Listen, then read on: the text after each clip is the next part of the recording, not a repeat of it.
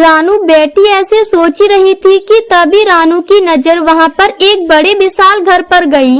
उस बड़े से विशाल घर को देखकर तो रानू को अपनी आंखों पर विश्वास ही नहीं हो रहा था। लगता है ये वही घर है जिस घर के बारे में माँ ने मुझे बताया था, पर ये तो एक जादुई सेब का विशाल घर है। मैंने ऐसा घर तो पहले कभी नहीं देखा, तो क्यों ना इस घर को मैं अंदर जाकर देखूं। ये कहकर रानू चिड़िया उस जादुई सेब घर के अंदर आती है तो वो तो उस घर को अंदर से देखकर हैरान हो जाती है, क्योंकि वो सेब का घर तो अंदर से सोने का था और उसमें बहुत सारे सोने के सिक्के और बहुत सारी सोने की चीजें रखी हुई थी। इन सब को देखकर तो रानू खुशी से पागल हो जाती है।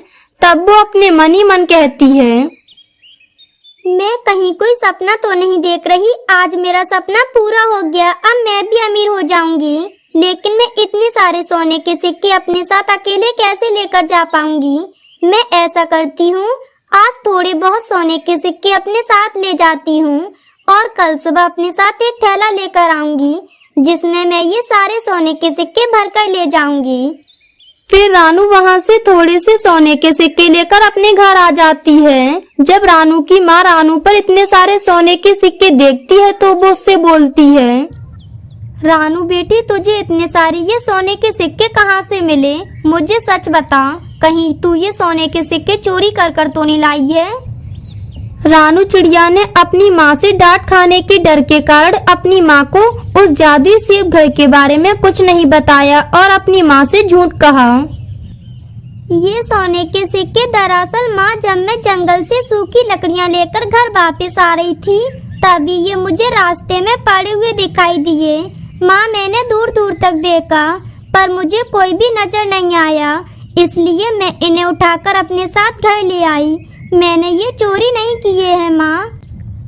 ठीक है बेटी, जब तुम्हें ये सिक्के पड़े हुए मिले हैं तो लाओ, इन सिक्कों को तुम मुझे दे दो। मैं इन्हें बक्से में रख देती हूँ, क्योंकि ये जिस किसी के भी होंगे वो धोखे से किसी के गिर गए होंगे और जब वो ढूंढते ढूंढते यहाँ तक आएगा तो मैं उसे उसके ये सोने के सिक्के वापस दे दूंगी। ये कहकर रानू की माँ वो सारे सोने के सिक्के एक बैग में रख देती है। ये सब देखकर तो रानू गुस्सा हो जाती है और वो अपने घर के बाहर बैठकर उसी जादुई सेब घर के बारे में सोचने लगती है। मैं कल सुबह होते ही एक बहुत बड़ा थैला लेकर उस जादुई सेब घर में जाऊंगी और वहाँ से बहुत सारा धन दौलत लेकर आऊंगी, लेकिन फिर मैं उसके बारे में माँ को नहीं बताऊंगी। फिर उसके बाद अगली सुबह हो जाती है। तब रानू चिड़िया सुबह सुबह ही एक थैला लेकर उस जादुई सेब घर के अंदर आ जाती है। जैसे ही रानू उसके अंदर आती है उस सेब घर का दरवाजा अपने आप बंद हो जाता है और रानू